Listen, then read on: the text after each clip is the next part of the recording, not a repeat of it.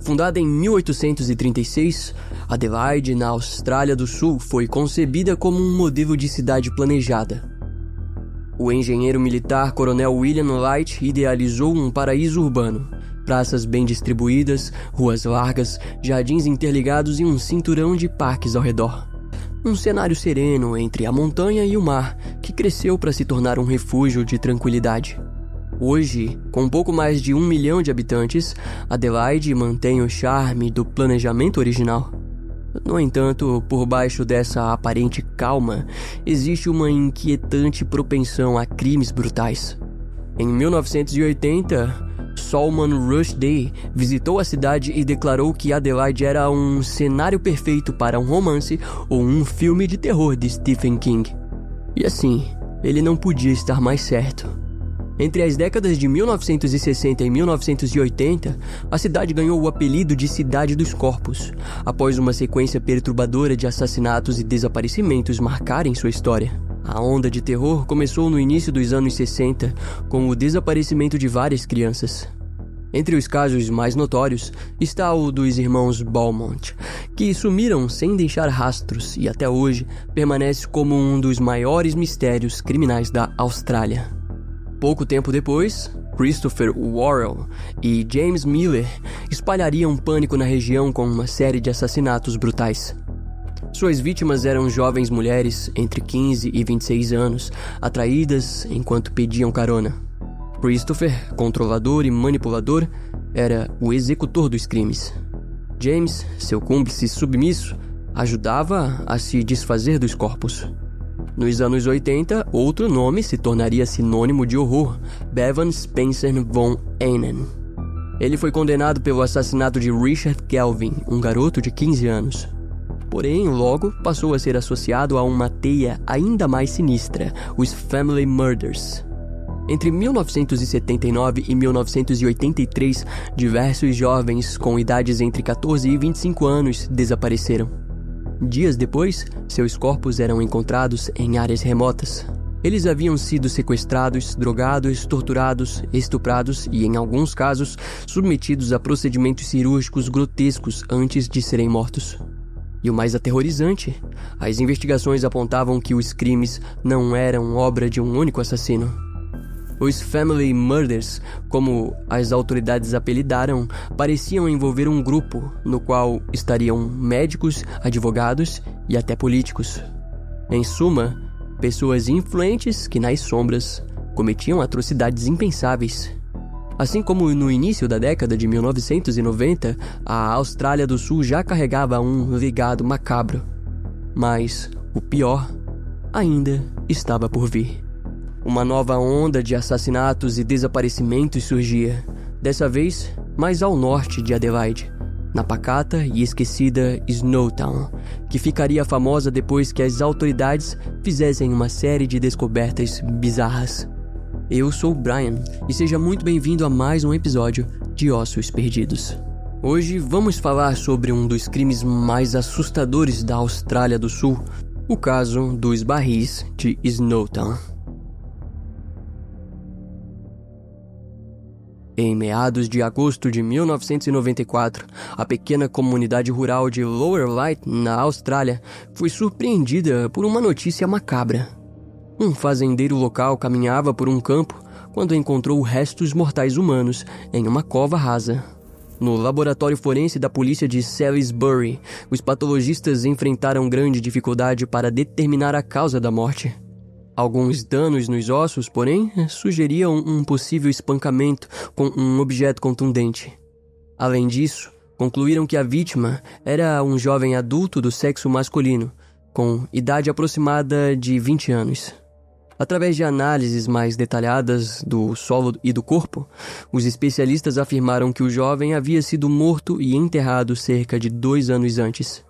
Ou seja, ele poderia estar desaparecido desde 1992.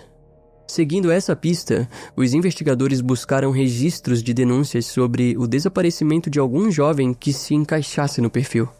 Infelizmente, não encontraram nada. O caso acabou sendo arquivado como homicídio não resolvido, por falta de pistas. Nos anos seguintes, porém, muitas pessoas ainda comentariam sobre o jovem desconhecido encontrado morto.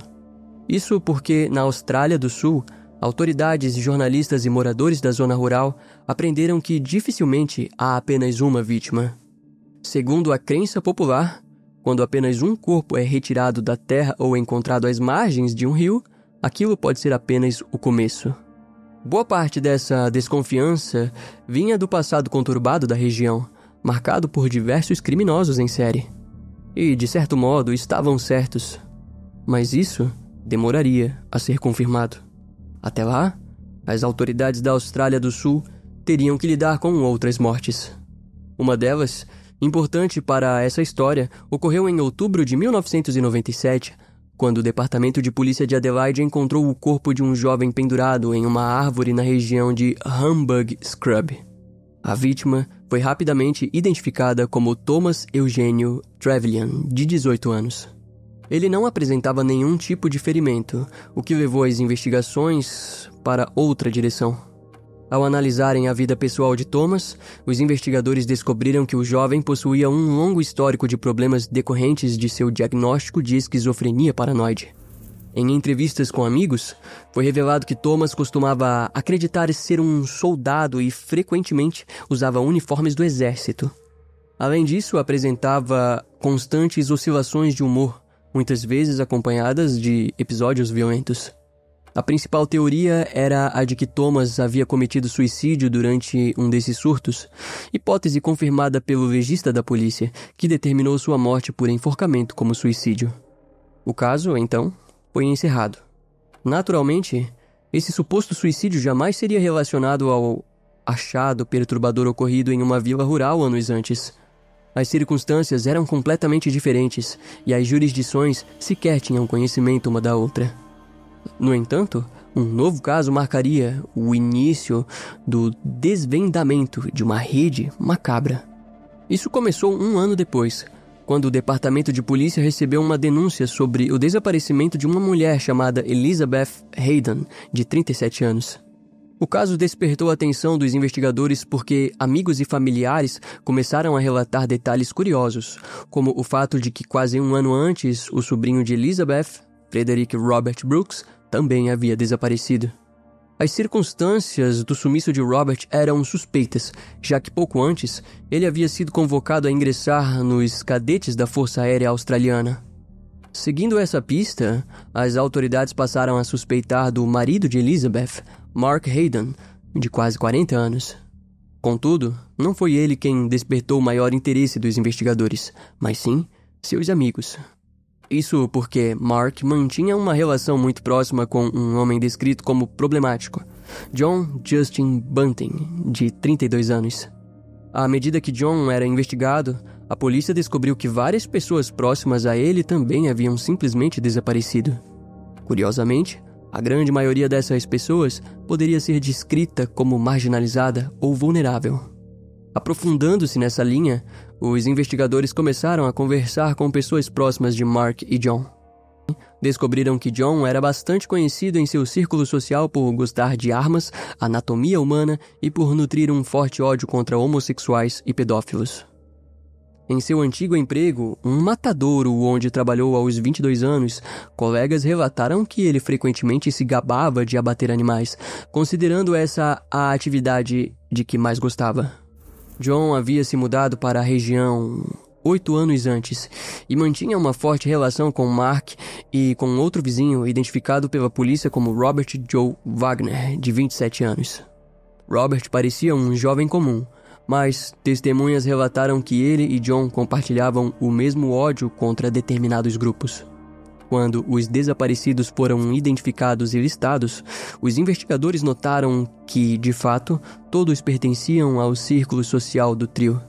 Com essas evidências circunstanciais em mãos, a polícia conseguiu autorização para a criação de uma força-tarefa que contaria com o apoio de várias divisões policiais, especialistas forenses e psicólogos criminais. A primeira descoberta dessa força-tarefa foi que, embora aquelas pessoas estivessem desaparecidas, suas contas bancárias continuavam sendo movimentadas. Isso levou a uma análise detalhada das transações financeiras, que apontou conexões entre os suspeitos e as vítimas desaparecidas. A Força-Tarefa logo iniciou um trabalho exaustivo para cruzar todas essas informações, em busca principalmente de evidências físicas. Ao lado de psicólogos e psiquiatras forenses, os investigadores conseguiram traçar um perfil comportamental dos suspeitos, em especial de John Bunting e de Robert Joe Wagner. Segundo esse perfil, era possível que eles tivessem iniciado uma série de assassinatos motivados por preconceitos e ideologias extremas, além de obterem lucro com os crimes. Contudo, a ausência de provas físicas tornava o caso complexo e arrastado. O avanço lento das investigações preocupava, já que novas vítimas poderiam surgir. Ainda assim, a paciência acabou sendo uma virtude para a Força-Tarefa. Isso porque o próprio trio, aparentemente inquieto com a investigação policial, acabou dando um passo em falso. Em meados de janeiro de 1999, a Força-Tarefa descobriu que Mark Ray Hayden havia alugado, sem motivo aparente, o prédio abandonado do antigo banco estadual da cidade de Snowtown, ao norte de Adelaide.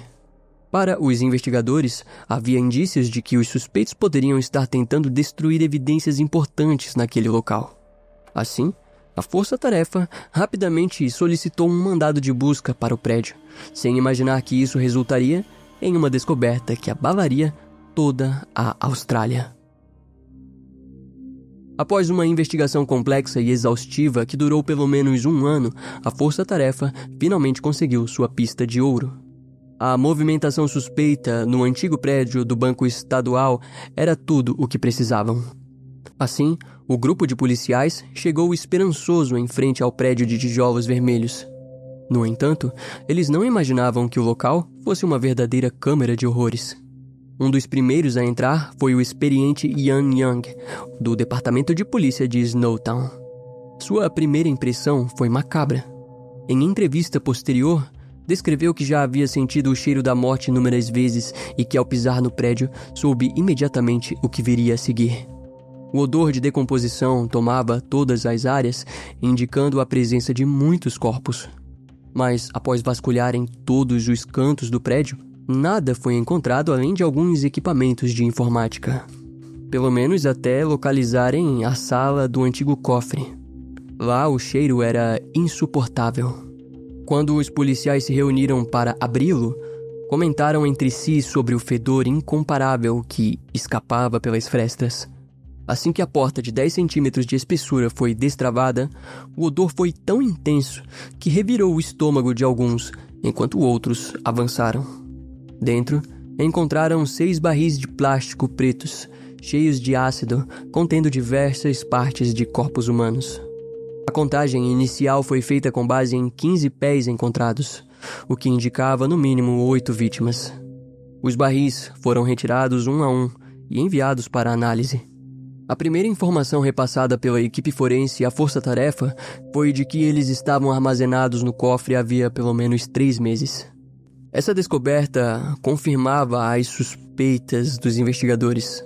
Os criminosos haviam alugado o prédio justamente para esconder as evidências de seus crimes. Em pouco tempo, as comunidades de Snowtown e Adelaide ficaram horrorizadas com as revelações. Na época, os subúrbios ao redor do prédio enfrentavam altos índices de desemprego e a maioria das famílias da região era composta por operários de renda média. Em outras palavras, era uma área onde um achado como aquele não acontecia com frequência e as preocupações da comunidade estavam longe de envolver a existência de assassinos. Os vizinhos se conheciam, as pessoas conversavam entre si e compartilhavam interesses comuns. A prova disso foi que as autoridades encontraram novas evidências em uma casa alugada pelos criminosos a menos de 1 quilômetro do prédio abandonado. A residência ficava entre 2 igrejas do bairro. No dia seguinte à descoberta, a Força-Tarefa investigou aquela residência e também as casas de cada um dos suspeitos, que foram presos e acusados de um assassinato. Os investigadores informaram que essa primeira acusação era apenas uma formalidade e que logo novas denúncias seriam apresentadas. Nos dias seguintes, a busca por mais corpos continuou. O primeiro local a revelar novas pistas foi a antiga casa germinada de fachada dupla pertencente a John Bunting. A residência fazia parte de um conjunto habitacional público, por onde muitas pessoas já haviam passado, mas os investigadores acreditavam que poderia ter sido usada para ocultar um corpo. Normalmente, equipes forenses utilizam cães farejadores e sondas de metano em buscas desse tipo. Porém, naquele caso, recorreram à mesma tecnologia empregada anos antes no caso do assassino em série britânico Frederick West. Tratava-se de um radar de penetração no solo, desenvolvido para detectar minas plásticas na Guerra das Malvinas em 1982. Com esse recurso, as autoridades localizaram uma anomalia sob a laje de concreto, ao lado da porta dos fundos da residência. Após escavarem a área, a polícia localizou um cadáver humano a cerca de 2 metros de profundidade. O corpo estava dentro de 2 sacos plásticos. Esse achado, embora não fosse uma surpresa para a força-tarefa, levou à criação de uma segunda equipe especial, a CHART. Ela foi instituída pelo comissário de polícia Neil McKinsey, com o objetivo de estabelecer conexões entre as vítimas. Quando finalmente montada, a CHART contava com 33 policiais de 3 unidades diferentes, todas especializadas na coleta de evidências forenses, sob a liderança do superintendente-chefe Paul Charman. Dando suporte à CHART, havia também agentes responsáveis pela administração das informações reunidas e outros profissionais para auxiliar na parte técnica, como antropólogos e patologistas. Segundo o comissário Neil McKinsey, aquele era um dos casos mais desafiadores e complexos da história criminal da Austrália do Sul. Pouco depois, a CHART anunciou que o corpo encontrado na residência de habitação pública estava enterrado havia pelo menos 3 ou 4 anos. A informação chocou os vizinhos e a comunidade. No entanto, logo surgiu algo ainda pior. Um novo cadáver havia sido encontrado a apenas 1 metro do primeiro. Após retirarem o corpo inicial, novas análises com o radar indicaram que o solo abaixo havia sido remexido. Ao escavar novamente, a polícia encontrou o segundo cadáver. Essa descoberta elevava o número de vítimas para pelo menos 10 assassinatos. E nesse meio tempo, famílias e amigos lotavam a mídia com entrevistas emocionados, acreditando que seus entes queridos poderiam estar entre as vítimas. Enquanto a tensão crescia, o ministro estadual de habitação, Dean Brown, declarou que esperava que a propriedade de habitação pública fosse demolida. Os vizinhos ao lado foram convidados a se mudar. Um deles aceitou rapidamente, atormentado pela ideia de viver ao lado de um cemitério clandestino. No avanço das investigações, a força-tarefa compartilhou que a motivação mais provável para os assassinatos era o lucro. Os criminosos pareciam ter como objetivo principal acessar as pensões de previdência social e as contas bancárias de suas vítimas. Isso ficou evidente quando os investigadores forneceram uma lista de desaparecidos para a Agência Federal de Assistência Social, que cruzou os nomes com seu sistema. Foi então descoberto que, embora as pessoas estivessem desaparecidas, os pagamentos da assistência social continuavam sendo feitos normalmente. Apesar disso, enquanto a motivação financeira se mostrava clara, jornalistas e a imprensa sugeriam explicações mais profundas, de natureza psicossexual. As autoridades, porém, preferiram enfatizar que os assassinatos não eram aleatórios. Esse ponto ganhou força quando o psiquiatra forense do FBI da Unidade de Ciências Forenses da Polícia do Estado de Nova York, Dr. Park Dietz, foi convidado a comentar sobre o caso. Na sua análise, embora os criminosos tivessem descartado cadáveres de maneira semelhante à de Jeffrey Dahmer, sua experiência em investigações envolvendo 3 ou mais assassinos indicava que a motivação do grupo era financeira e não sexual. Essa linha de pensamento ganhou ainda mais peso quando os investigadores descobriram que os 3 criminosos tinham um quarto cúmplice. Seu nome era James Spyridon Vlasakis, de 19 anos, o mais jovem do grupo. Curiosamente, ele era um garoto em situação de vulnerabilidade, dependente dos demais, especialmente de John Bunting. Por isso, James logo se tornou a peça central da promotoria, que a partir de seu depoimento conseguiu mapear as motivações e a psique do grupo criminoso. Embora desde o início das investigações a força-tarefa tivesse uma lista provável de vítimas, era necessário que os testes de DNA fossem realizados. Esse trabalho ficou exclusivamente a cargo da nova força-tarefa Chart, cujos esforços desde o começo estavam voltados à identificação das vítimas. Assim, o primeiro passo dos membros foi localizar possíveis parentes dos desaparecidos e coletar amostras para comparação em laboratório. Na época, os testes de DNA eram considerados extremamente avançados, mas ainda cercado de dúvidas. Em termos simples, a identificação por DNA significa que um indivíduo tem 20 milhões de vezes mais chances de ser descendente do perfil analisado do que qualquer outra pessoa. O que poderia dificultar o processo era a qualidade das amostras coletadas, e esse era o principal receio da força-tarefa. No entanto, mesmo que os corpos tivessem permanecido por longo tempo dentro de barris com ácido, partes como medula óssea, sangue e até folículos capilares ainda poderiam preservar DNA, protegido nos núcleos celulares.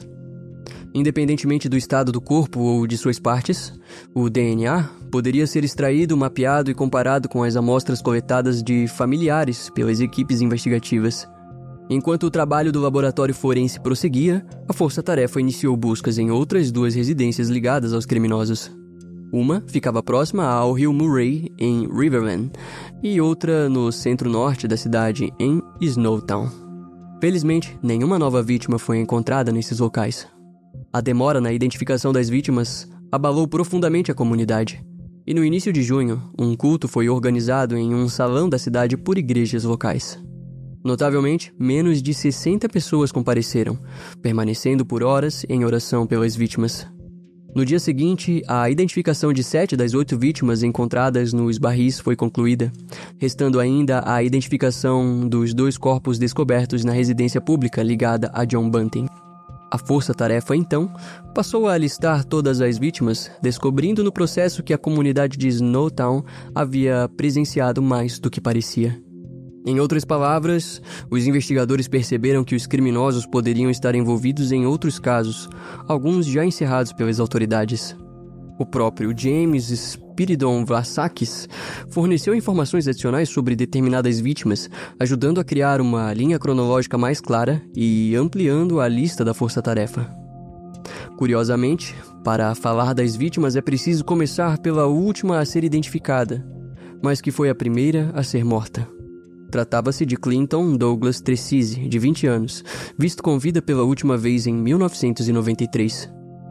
Diferente das demais vítimas, ele não foi identificado por meio de DNA, mas através de exames de raio-x. Isso porque as suspeitas da Chart levaram os investigadores ao caso arquivado na zona rural de Lower Light, o mesmo que abriu o episódio de hoje. Através das investigações e dos depoimentos dos criminosos, foi possível descobrir que John Bunting, em 1993, era amigo de Clinton. Inicialmente, Clinton só foi dado como desaparecido em 1995, já que sua família não mantinha contato próximo com ele. Nesse período, John frequentemente se referia a Clinton pelo apelido Happy Pants, que em tradução livre seria algo como calças felizes. A principal conexão que ligou John ao crime veio do jovem James Spiridon Vlassakis, que relatou aos investigadores que John havia confessado o assassinato. Segundo ele, John contou que matou Clinton enquanto morava na região de Salisbury, por acreditar que ele era pedófilo. Após espancá-lo até a morte com uma pá em sua sala de estar, descartou o corpo em Lower Light. O encerramento desse caso foi fundamental para a força-tarefa, que conseguiu dar fim a um mistério que assombrava há anos aquela pequena comunidade rural. Após Clinton, John voltou a matar 2 anos depois, em 1995, quando assassinou seu amigo com deficiência intelectual, Ray Alan Peter Davis, de 26 anos.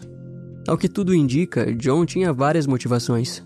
A principal foi o breve relacionamento de Ray com sua ex-namorada, Suzanne Allen, cujos netos alegaram ter sido abordados sexualmente por ele, fato que levou ao fim da relação. Na época, Ray morava em uma caravana nos fundos da casa de Suzanne, até que desapareceu. James Vlassakis auxiliou os investigadores nesse caso, confirmando que John havia confessado o assassinato. Nesse homicídio, ele contou com a ajuda da mãe de James, de sua esposa Elizabeth Harvey e de Robert Joe Wagner. Ray foi esfaqueado na perna e depois estrangulado, mas sobreviveu. Em seguida, o grupo o levou até uma residência em Bacara, no sul da Austrália. Lá colocaram Ray em uma banheira onde foi torturado e morto. O corpo foi enterrado na residência pública de John, onde futuramente as autoridades encontrariam 2 cadáveres. Esse crime foi confirmado por evidências que incluíam imagens de segurança mostrando John Bunting sacando dinheiro da conta de Ray em caixas eletrônicos. A terceira vítima identificada foi o outro corpo encontrado na mesma residência, Suzanne Allen, de 47 anos, ex-namorada de John. Sua morte rendeu a ele cerca de $17 mil em pensões. Os investigadores acreditam que a motivação também envolveu o relacionamento conturbado entre os dois. Mais tarde, John declarou que Suzanne havia morrido de ataque cardíaco, mas essa versão foi prontamente descartada. A quarta vítima do grupo seguiu em meados de setembro de 1997, com o desaparecimento da mulher transgênero Michelle Gardner, de 19 anos. Ela era prima de Robert Joe Wagner e quando John a conheceu, a classificou como homossexual. A motivação para o assassinato surgiu após Robert vê-la agarrando um de seus filhos e tapando sua boca com a mão. O episódio fez com que John e Robert a levassem até um galpão, onde a estrangularam repetidas vezes. Durante o processo, a faziam recobrar a consciência e se levantar, apenas para ser estrangulada novamente. Naquele homicídio, a dupla precisou encenar uma história para Nicole Zurita, prima da esposa de Robert, com quem Michelle morava. Eles a convenceram de que Michelle havia roubado alguns pertences e fugido. Quando o corpo de Michelle foi encontrado em um barril, o legista observou que sua orelha direita estava amarrada com uma corda que se estendia até o pescoço. Seu pé esquerdo também havia sido cortado para que coubesse dentro do recipiente fechado. No mesmo ano, Robert e John também mataram Barry Lane, de 42 anos. Barry era homem, mas costumava se vestir como mulher, algo que John Bunting desprezava. Contudo, o tolerava em seu círculo social porque Barry lhe fornecia informações sobre a rede de pedófilos locais. Mais tarde, Barry acabou acusado de molestar um garoto da comunidade, o que transformou radicalmente a relação com o grupo. Pouco depois, Barry foi torturado com um alicate até revelar os dados de suas contas bancárias. Em seguida, foi estrangulado até a morte, desmembrado e colocado em um barril de ácido. Logo após esse assassinato, o grupo se voltou contra o último namorado de Barry Lane, Thomas Eugênio Trevelyan, de 18 anos. Talvez vocês se lembrem dele. Thomas foi o jovem encontrado enforcado em uma árvore. O caso de Thomas havia sido registrado como suicídio, mas na verdade, ele foi morto pelo grupo após ter um surto e correr atrás do cachorro de Robert Joe Wagner com uma faca. Diante do histórico de tentativas de suicídio, John Bunting sugeriu forjar sua morte e o plano funcionou. Ainda naquele ano, James Vlassakis contou aos investigadores que um de seus amigos, Gavin Allen Porter, de 29 anos, foi morar com ele após perder a mãe. Ambos eram viciados em drogas, principalmente heroína. Quando John conheceu Alan, o considerou um desperdício. Sua frustração aumentou quando, ao sentar-se no sofá da dupla, foi expectado por uma seringa usada para a aplicação de drogas e deixada por Alan. Algum tempo depois, John e Robert o atacaram enquanto ele dormia em seu carro, na casa de John. Alan ainda conseguiu revidar e ferir John com uma chave de fenda, mas acabou morto. Antes de ser descartado em um barril, John mostrou o corpo a James.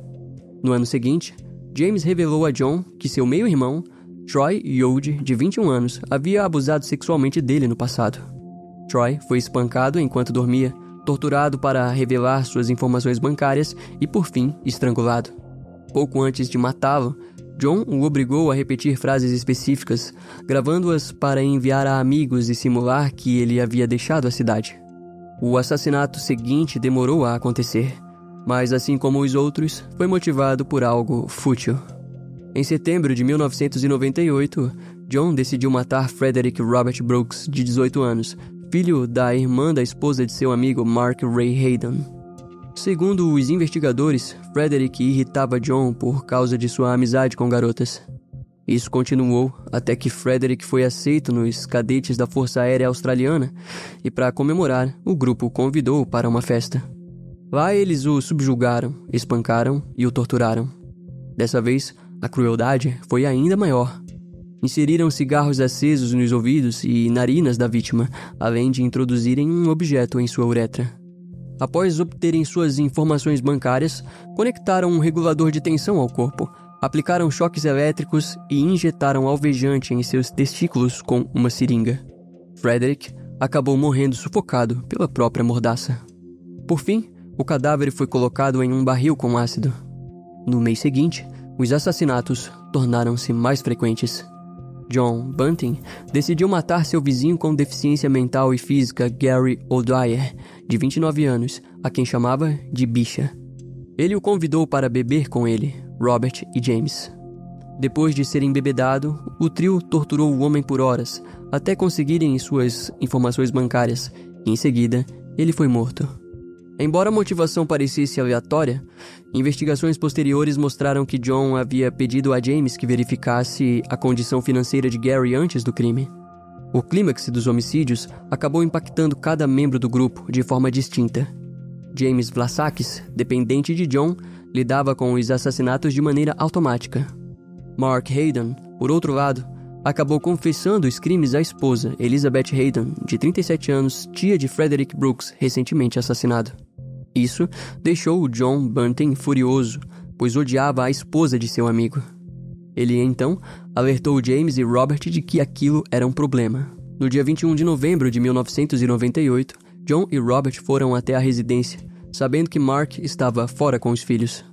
Lá, os dois subjugaram Elizabeth, arrastaram-na até o banheiro e a assassinaram com uma corda após torturá-la.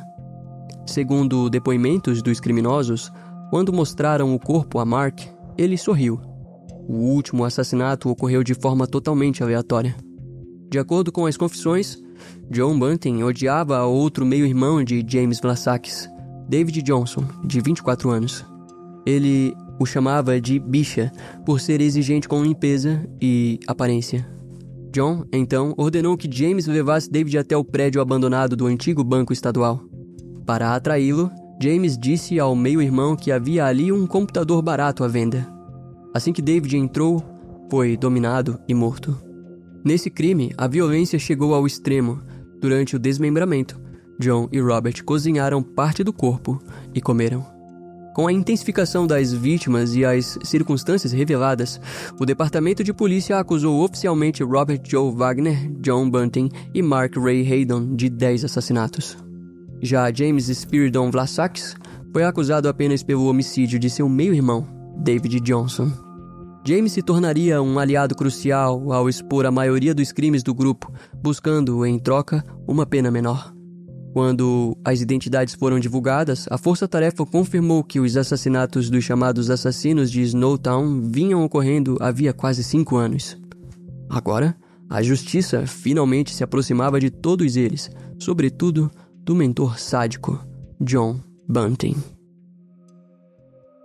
Em meados de novembro do ano 2000, o Tribunal de Justiça iniciou as audiências das evidências contra os 4 réus.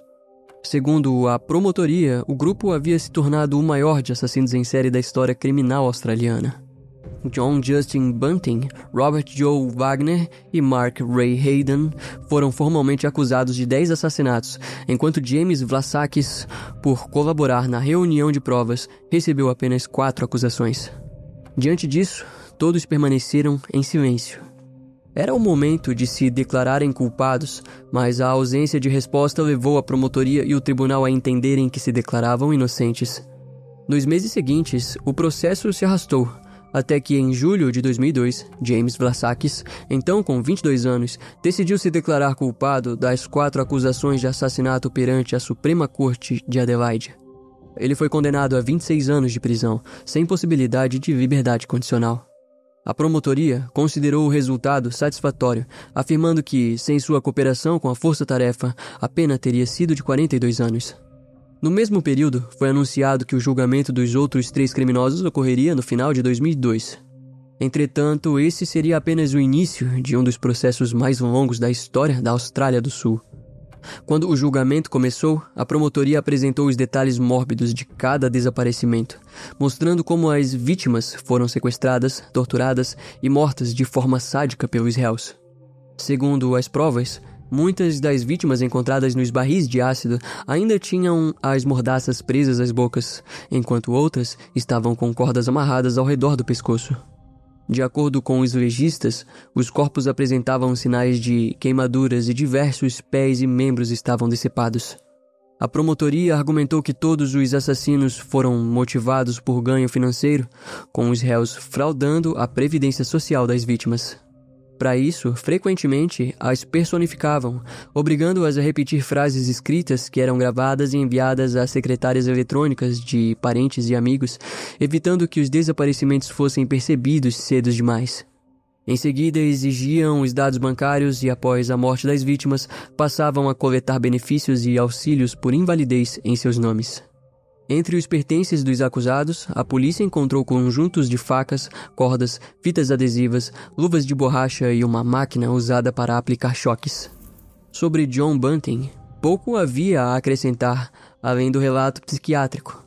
Antes dos 10 anos, foi abusado sexualmente pelo irmão mais velho de um amigo, o que teria alimentado seu ódio contra homossexuais e pedofilia. Na adolescência, começou a usar violência contra animais, muitas vezes matando eles. Aos 15 anos, teve seu primeiro contato sexual com mulheres. Nos anos seguintes, manteve vários relacionamentos. Durante seu primeiro assassinato, o de Clinton Tracey, John se relacionava com 2 mulheres ao mesmo tempo. Mesmo após o crime, continuou matando e esfolando gatos e cachorros da vizinhança, até iniciar sua onda de homicídios. O julgamento se estendeu por anos, até que em dezembro de 2003, John Justin Bunting, então com 37 anos, foi condenado por 11 assassinatos. Robert Joe Wagner, de 32 anos, recebeu condenação por 10 homicídios. Mark Ray Hayden, de 45 anos, foi o último. No ano seguinte, foi condenado por 5 acusações de cumplicidade em assassinatos e 2 de confissão. O júri permaneceu indeciso sobre 2 acusações de assassinato e outra de assistência ao crime. Entre as várias imputações, a promotoria não conseguiu condenação pela morte de Suzanne Allen, de 47 anos, morta em 1999 e enterrada na residência pública de John Bunting. Mais tarde, essa acusação foi retirada após o júri não chegar a um veredito. Por fim, o juiz Brian Ross Martin sentenciou John Bunting a 11 penas consecutivas de prisão perpétua, sem possibilidade de liberdade condicional, descrevendo ele como o líder do grupo. Em seguida, Robert Joe Wagner recebeu 10 penas consecutivas nas mesmas condições. Após a condenação, Robert declarou que pedófilos da região faziam coisas terríveis com crianças e que as autoridades não agiam. Justificou seus crimes, dizendo que decidiu agir por conta própria. Curiosamente, muitas das vítimas não eram pedófilos. O grupo apenas seguia a crença de John Bunting, que as rotulava dessa forma. Mark Ray Hayden foi sentenciado a 25 anos de prisão, com possibilidade de liberdade condicional após 18. Na época, os detalhes do caso foram amplamente censurados pela Justiça da Austrália do Sul. Cerca de 250 ordens judiciais proibiam a imprensa de divulgar informações. Com o passar dos anos, essas ordens foram gradualmente suspensas, mas por muito tempo o caso permaneceu envolto em sigilo.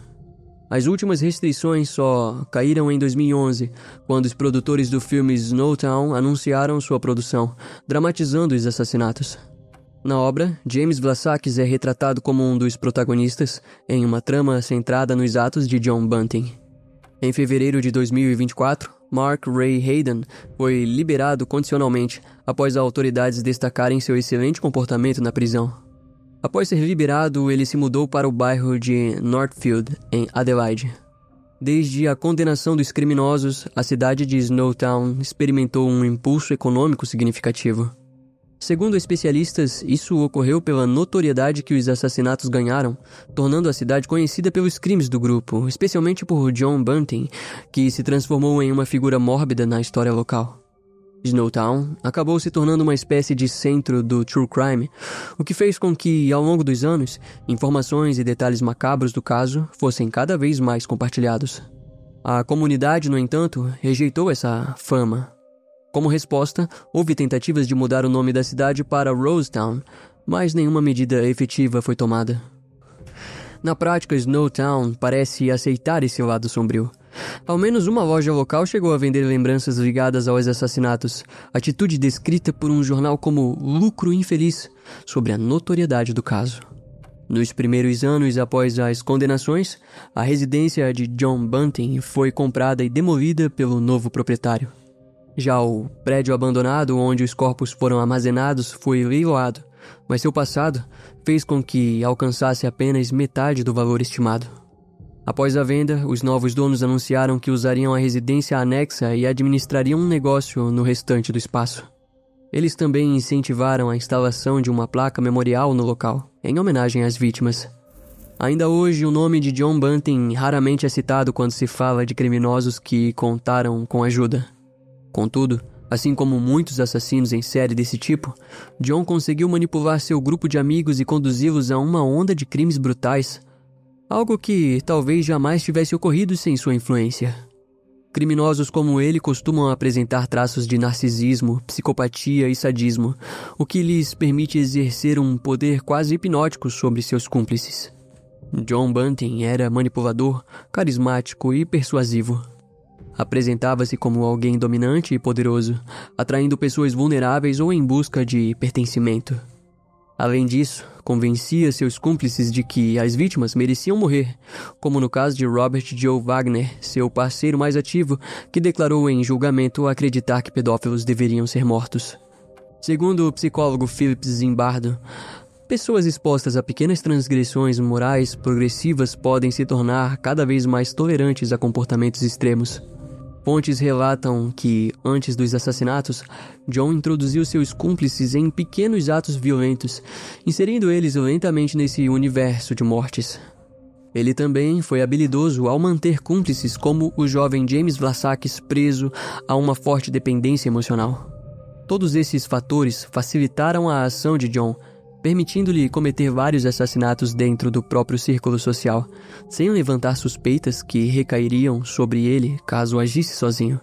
Por fim, John Bunting não pode ser descrito apenas como um assassino em série comum, mas como um manipulador que soube explorar ao máximo as vulnerabilidades de seus cúmplices e de suas vítimas.